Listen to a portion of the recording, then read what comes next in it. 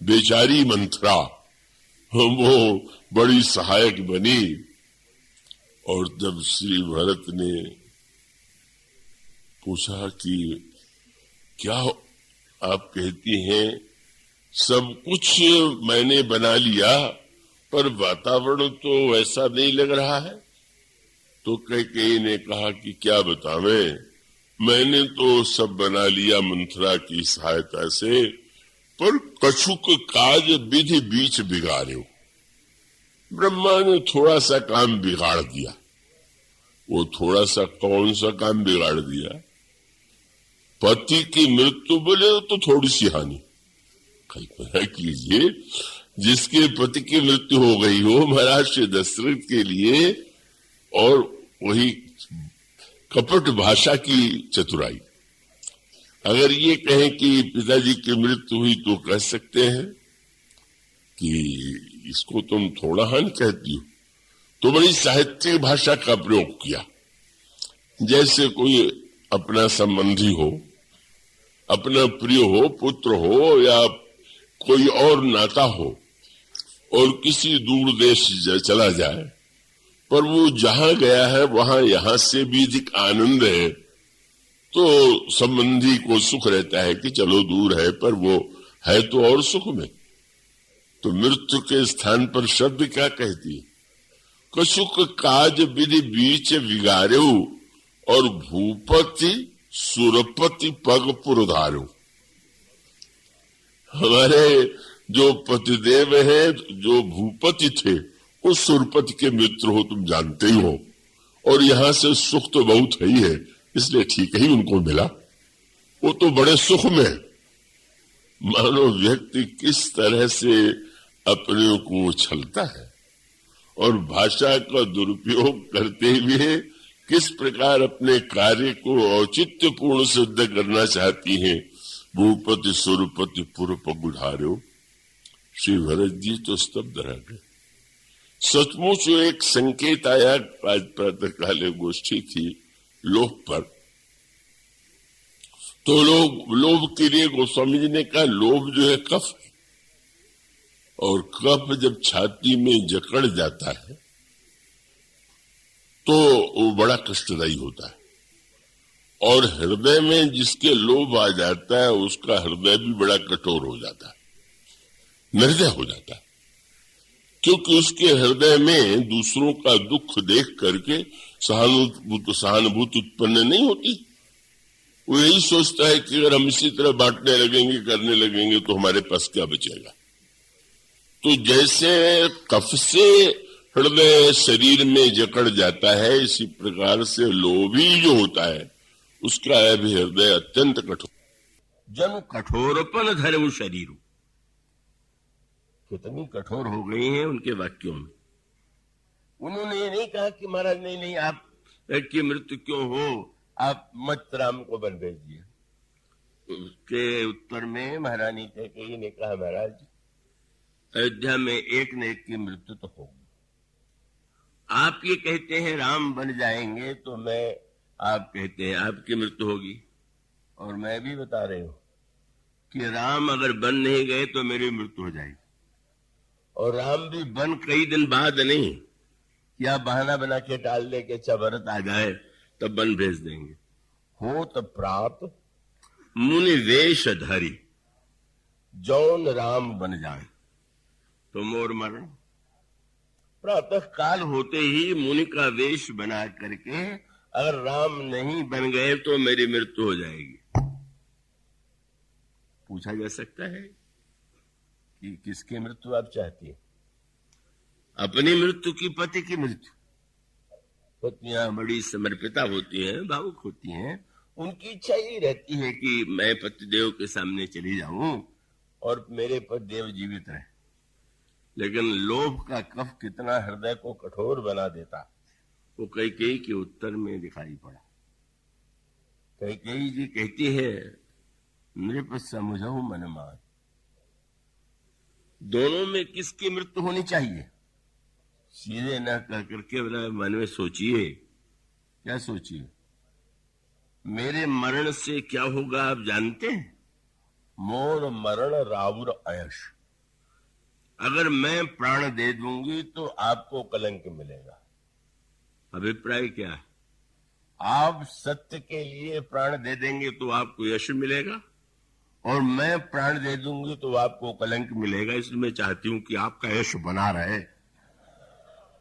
यही तो अर्थ हुआ। मोर शब्द कितना चित्राई से बोले, याद रखिएगा, होत प्रात मुनि वेश धरि जौन राम बन जाए। मोर मरण, पर मरण के साथ राहुर अयश, बड़ा भारी कलंक आपको लगेगा। नृप समझो मन माहि, आप समझिए तो, जरा गहराई से विचार कीजिए। शरीर तो एक दिन जाते ही है, यश बचा रहना चाहिए। तो क्या हुआ, आप छोड़ देंगे प्राण तो यश तो बचा रहेगा। मानो इतनी निर्दयता से कोई व्यक्ति अपने स्वार्थ का समर्थन कर सकता है, इतनी निर्दयता से अपने पक्ष में तर्क ढूंढ सकता है। वो कैकेयी की वाणी से गोस्वामी जी ने कहा, बस जनु कठोरपन धरे शरीरो। मंथरा ने जैसे अपनी कठोरता को हृदय में इतना प्रविष्ट करा दिया कि महाराज दशरथ की मृत्यु की कल्पना भी उन्हें दुख नहीं देती है, और मृत्यु हो जाने के बाद भी उनके अंतर्मन में कोई दुख नहीं। सब कुछ हुआ तो क्या हो गया, लेकिन मेरे पुत्र को राज्य तो मिलेगा। और जब श्री भरत ने पूछा, कहो पितु मरण हेतु महतारी, पिताजी की मृत्यु कैसे हुई? और जिस समय कैकेयी ने सारी घटनाओं को सुनाया, भरत जी तो ऐसे स्तब्ध हो गए, शब्द ही नहीं निकल रहा। ऐसा लगा कि जैसे मैं बिल्कुल शून्य हो गया, संसार शून्य हो गया, जीवन। भरत ही विसर पितु मरण, सुनत राम बन गौन, हे तू अपन को समझिए थकित रहे। इतने व्याकुल हो गए, कुछ भूल नहीं पा, सोच नहीं पा रहे। और तब मानो स्व और पर के संदर्भ का, हितैषी और हितैषी न का आज सत्य सामने आ गया। मेरा पुत्र भरत है, राम मेरी सौत कौशल्या के बेटे हैं। इस परायेपन की वृत्ति से ही उन्होंने इतने निष्ठुर कार्य किए। लेकिन जिस समय श्री भरत बोलने लगे, तब उन्होंने बाद में भी कहा कि वाह, व्यंग्य की भाषा में उन्होंने यही कहा कि महारानी से बढ़कर के महान कौन होगा। क्या बोले, मोह दीन सुख, अयोध्या का राज्य देने का प्रयत्न कर दिया, इससे बड़ा सुख क्या होगा। मोह दीन सुख सुयस सुराजू, और कितना बड़ा त्याग किया। बोले, लीन विधवपन अब जसाजू, विधवा हो गई, कलंक उन्होंने संसार में प्राप्त किया, और कितनी दुर्बुद्धि। और उसके लिए उन्होंने फिर ऐसा कोई कठोर शब्द नहीं था जो उन्होंने कैकेयी जी के लिए प्रयुक्त न किया। तो उन्होंने जिसमें बोलना प्रारंभ किया, तब उसमें गोस्वामी जी कहते हैं, अरे दुर्बुद्धि से युक्त नारी का अगर तेरे हृदय में इतनी दुर्बुद्धि आनी थी तो जन्म लेते ही अगर तूने मुझे मार दिया होता तो उतना बड़ा पाप न लगता। जो तय कुमति रही अति तो ही, तो जन्मत काहे न मारी से मोही। और कह दिया कि जब तेरे हृदय में यह दुर्बुद्धि आ गई तो हृदय तेरा फट नहीं गया, तेरे मुख में आग नहीं लग गई, कीड़े नहीं पड़ गए। इतने कठोर शब्द जो भरत जैसा संत बोलने का व्यस्त नहीं, वो तो बहुत मृदुभाषी। लेकिन ये जब कहते हैं, जब तय कुमति कुमति ये थे वो, खंड खंड हुए हृदय न गए, बर मांगत मन भई नहीं पीरा, गरिन जी है मुंह परे न कीरा। इतने कठोर शब्दों में भर्त्सना करने लगे। क्या तात्पर्य था? जब उन्होंने सुख की परिभाषा राज्य मान लिया और अपनी समझ से अपने पुत्र को सुख पहुंचाने के लिए इतना कुछ उन्होंने त्याग किया, तो भरत जी के चरित्र में बार बार वह एक शब्द आता है। और मानो उसका अभिप्राय यह है, उसका तात्पर्य यह है कि उन्होंने कहा कि सत्य तो यह है कि कितनी बड़ी दुर्बुद्धि, कभी उन्होंने मां शब्द तो कहना ही बंद कर दिया। उन्होंने कह दिया तो मेरा दुर्भाग्य है कि तुम्हारे गर्भ से मेरा जन्म हो गया। लेकिन सूत्र वही था कि तुमने जिस सुख की कल्पना किया राज्य में, तुमने देखा कि तुम्हारे इस सुख की कामना का परिणाम क्या हुआ। आज सारी अयोध्या दुख में निमग्न है, शोक में संत्रस्त है। सबको दुखी बना करके तुमने ये कल्पना किया कि मेरे पुत्र भरत को बड़ा सुख मिलेगा। यह संकेत था कि सुख की परिभाषा अगर वस्तुओं को पाना हो और पाने में भी ये सिद्धांत बन जाए कि चाहे जैसे पाया जाए। इसलिए गोस्वामी जी ने व्यंग करते हुए कहा कि कलयुग में सयाना कौन माना जाता। अन्य युगों में सयाना वो माना जाता था जो ज्ञानी हो या भगवान का भक्त हो, पर कलयुग में सयाना कौन है?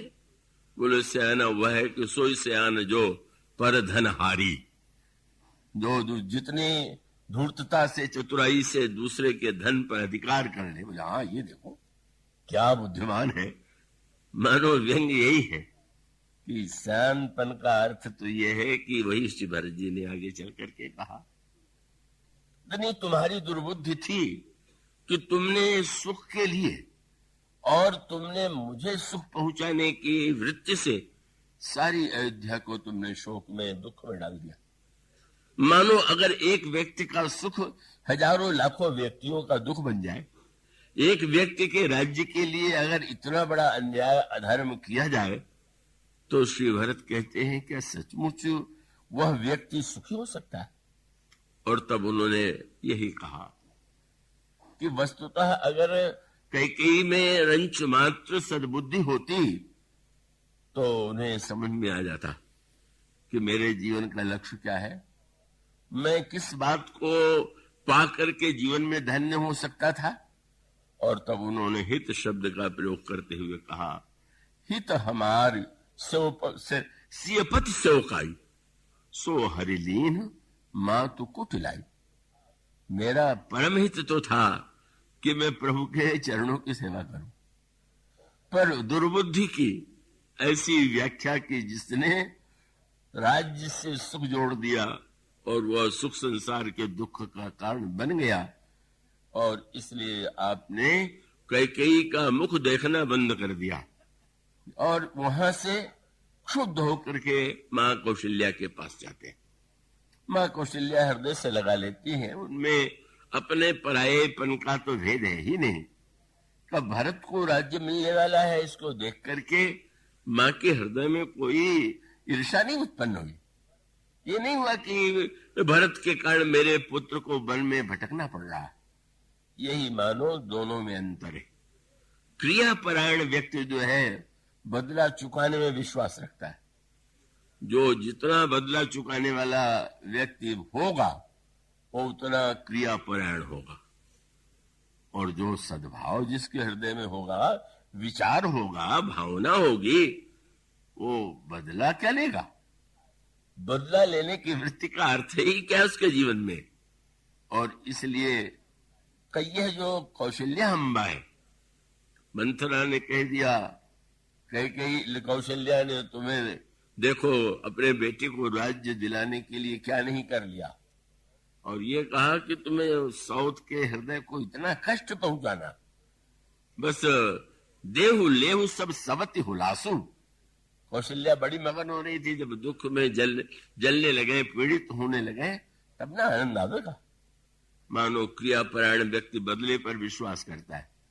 एक हिंदी का शब्द है, उत्तर प्रदेश में, यहां पर हो सके नहीं हो, ये विवाह आदि में संस्कारों के बाद जो अपने परिचित या संबंधी हैं उनके पास लड्डू भेजे जाते हैं। पर लड्डू देने में ये नियम नहीं है कि अपने मन से आप चाहे जितना लड्डू भेजिए। एक शब्द है बायन। बायन माने उसके घर से जितने लड्डू आए हैं उतने भेजा जाएगा, उससे बिल्कुल अधिक नहीं होना चाहिए, उसको बायन कहते हैं। महाराज देवर्षि नारद ने भगवान से यही कहा था कि भले घरे अब बायन दीना, अब तुमने मुझे बायन दे दिया है तो मैं भी बदले में उतना ही दूंगा। यही शब्द उनके मुझसे भले खरे अब बायन दीना, बाबू के फल आपन कीना। तुमने मुझे दुख दिया, अब मैं बदले में वही तो दूंगा जो तुमने दिया।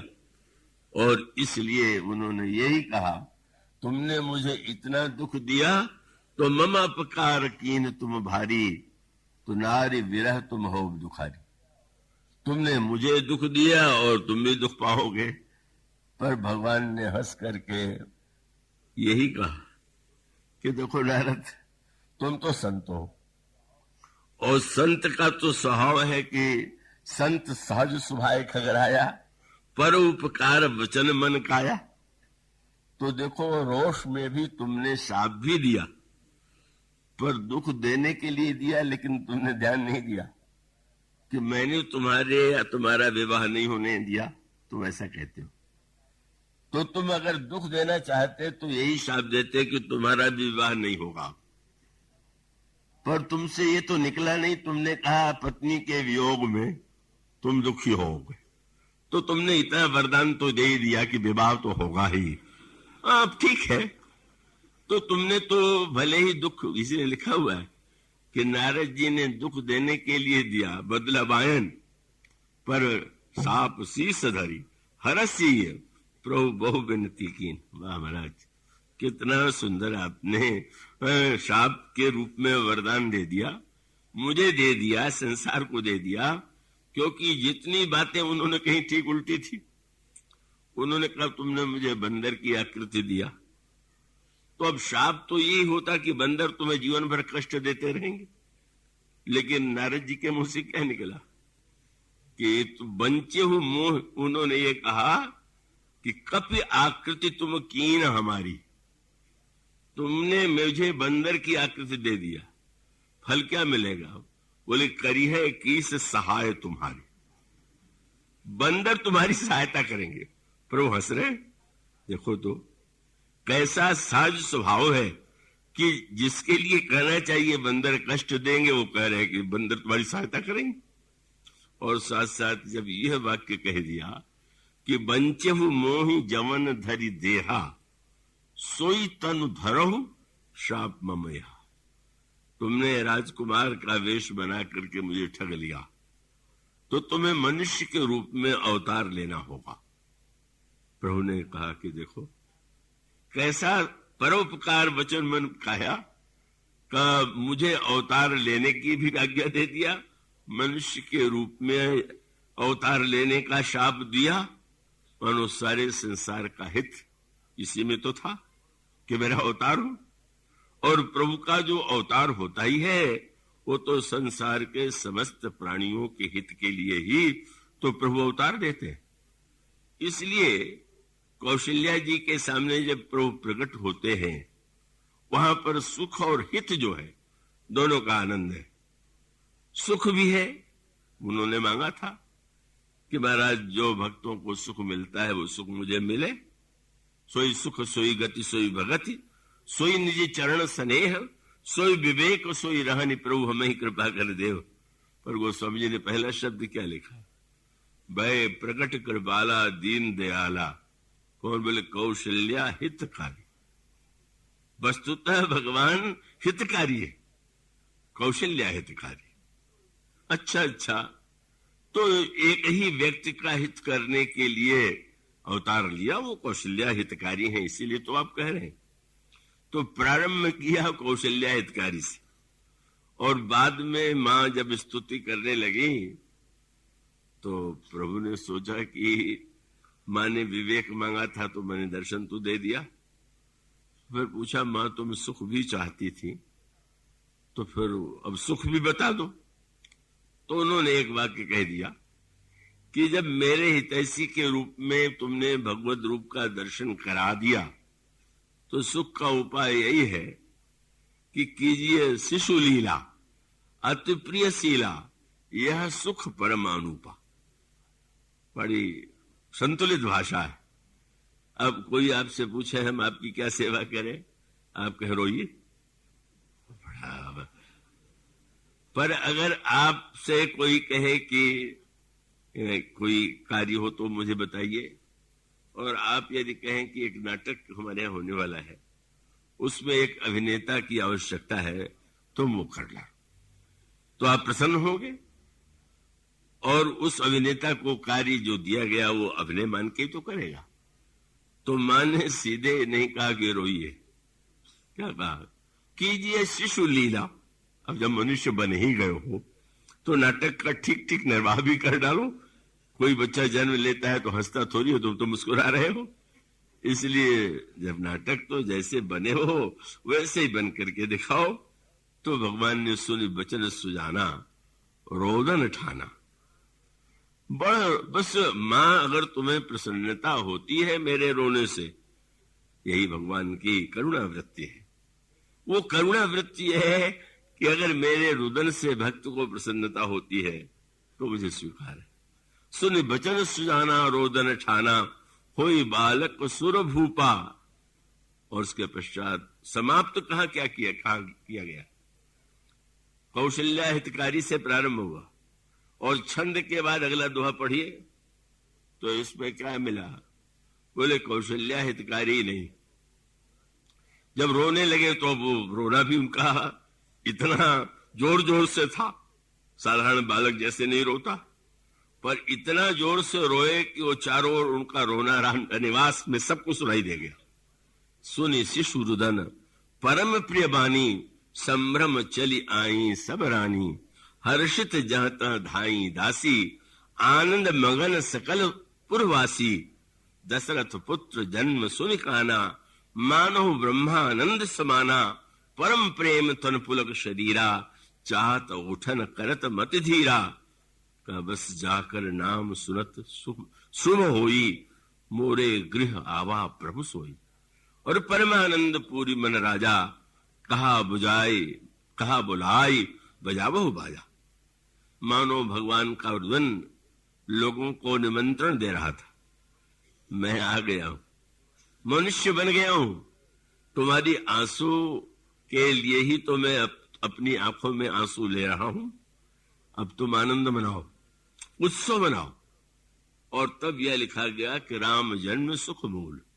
और उसके साथ तत्काल गोस्वामी जी ने दोहा लिखा, कौशल्या हितकारी तो प्रारंभ में लगे, और बाद का दोहा क्या है? बोले विप्र धेनु सुर संत हित, लीन मनुज अवतार। ब्राह्मण गाय देवता और संतों के हित के लिए अवतरित हुए। तो बड़ी निराशा की बात हो गई। विप्र हित के लिए आए तो अब क्षत्रिय हित तो हो ही नहीं, वैश्य भी शायद न हो। तो क्या भगवान के हित में भी कौशल्या और कौशल्या के बाद विप्र धेनु सुर संत हित? और उसका अभिप्राय है कि संत के हित का अर्थ है सबका हित, कि संत सरल चित जगत हित। संत तो संसार का हित चाहता है, और जब भगवान संत के लिए अवतार लेते हैं तो संत से भगवान पूछेंगे तो यही कहेंगे कि महाराज सबका हित हो, आप यही कृपा करके कीजिए। और उसकी पराकाष्ठा क्या है? पहले लगा कौशल्या के हितकारी, बाद में लगा कि विप्रधेनु सुर संत हित है। लेकिन जब अंगद को राजदूत बनाकर भेजने लगे तो एक नई बात का पता चला।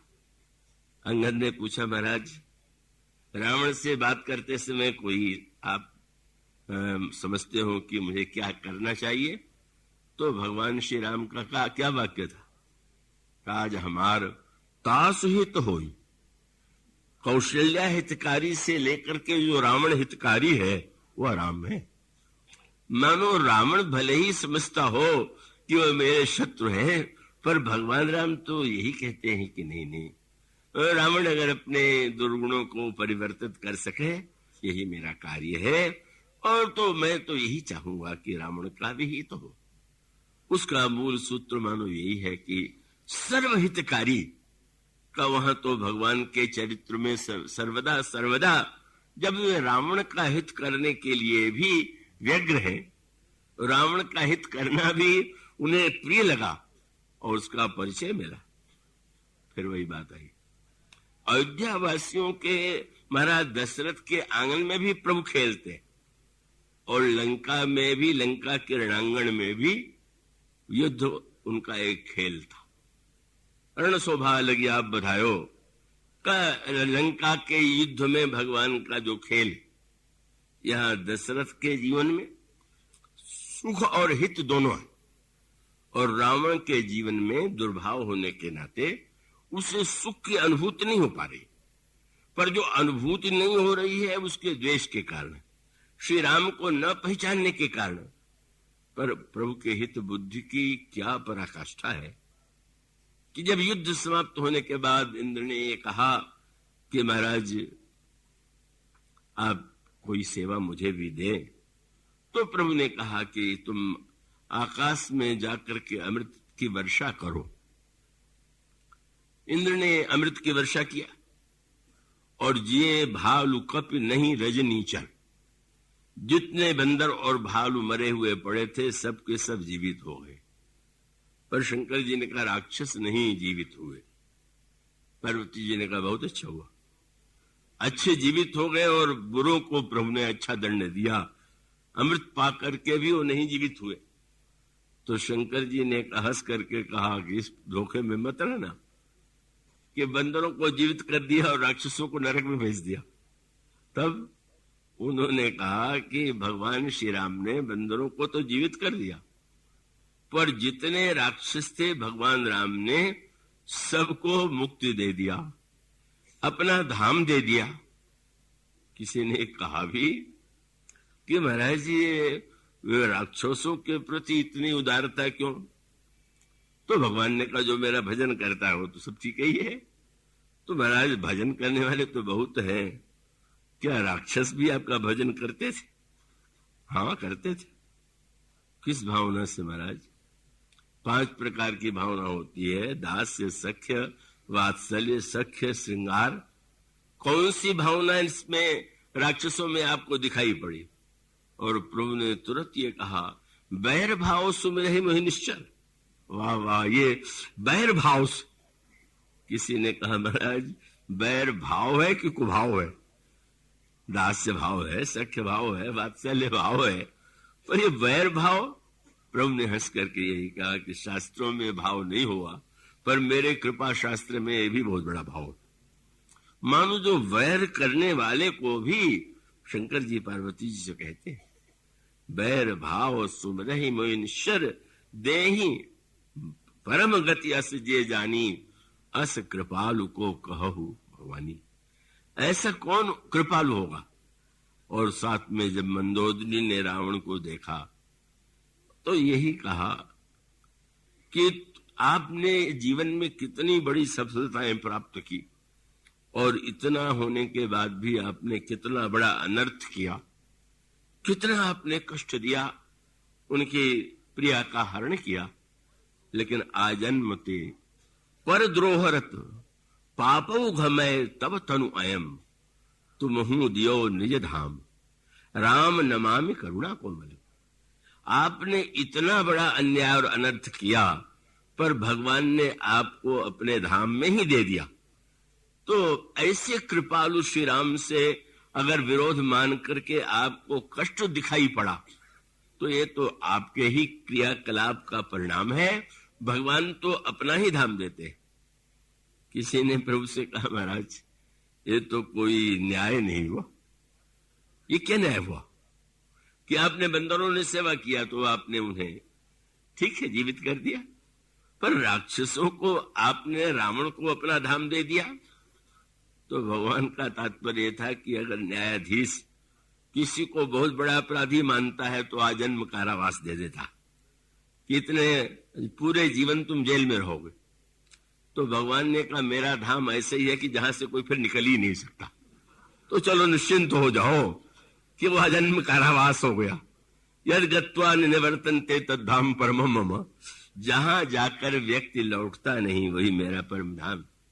मानो प्रभु का जो हितैषी स्वभाव है, जो सबके हित के लिए ही निरंतर उनका अवतार होता है, प्रत्येक क्रियाकलाप होता है, और उनके हितैषिता को जो समझने वाले, जीवन में ग्रहण करने वाले संत भी भगवान के स्वभाव के अनुकूल ही निरंतर दूसरों के हित के लिए ही संलग्न रहा करते।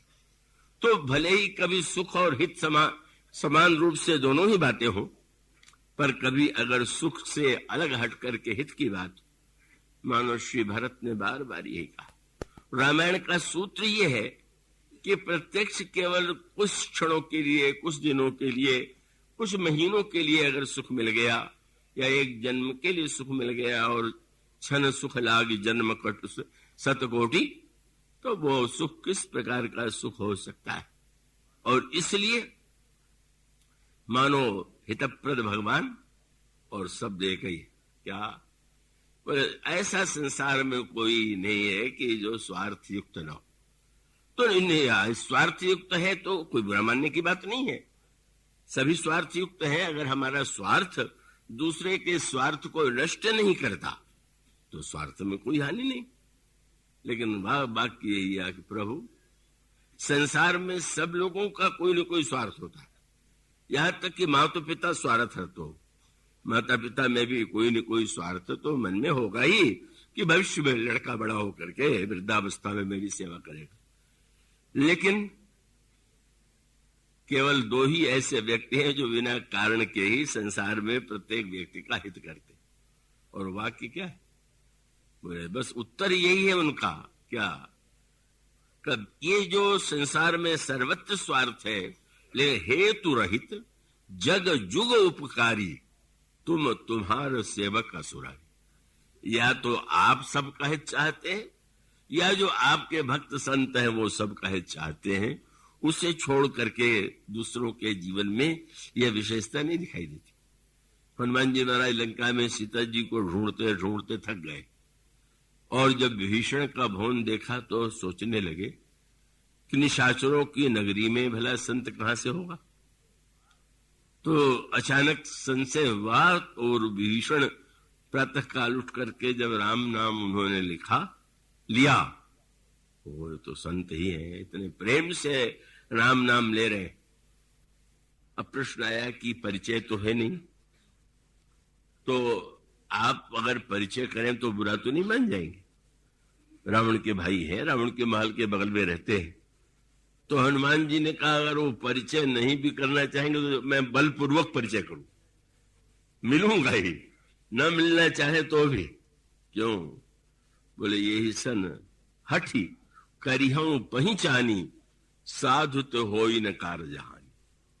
संत तो कभी भी उसके द्वारा कार्य बिगड़ सकते ही नहीं, तो मिलेंगे रुष्ट भी होंगे तो काम तो बिगाड़ सकते ही नहीं।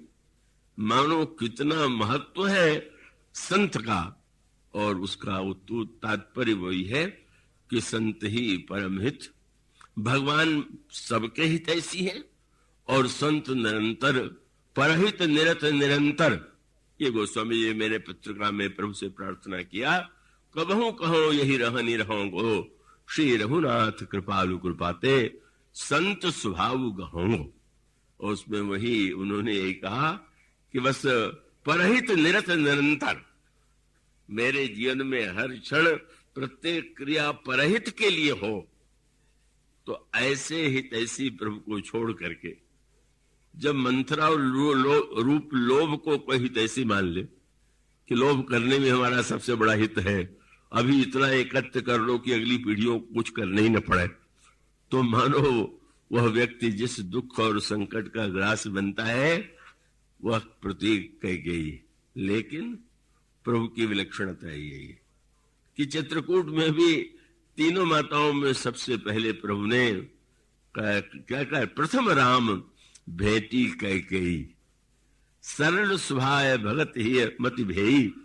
सबसे पहले जाकर के कैकेयी जी के हृदय से लग गए, प्रणाम भी किया, पर बाद में प्रभु ने कहा कि मेरे हृदय में एक बात थी कि मेरे छोटे भाई को राज्य मिलना चाहिए।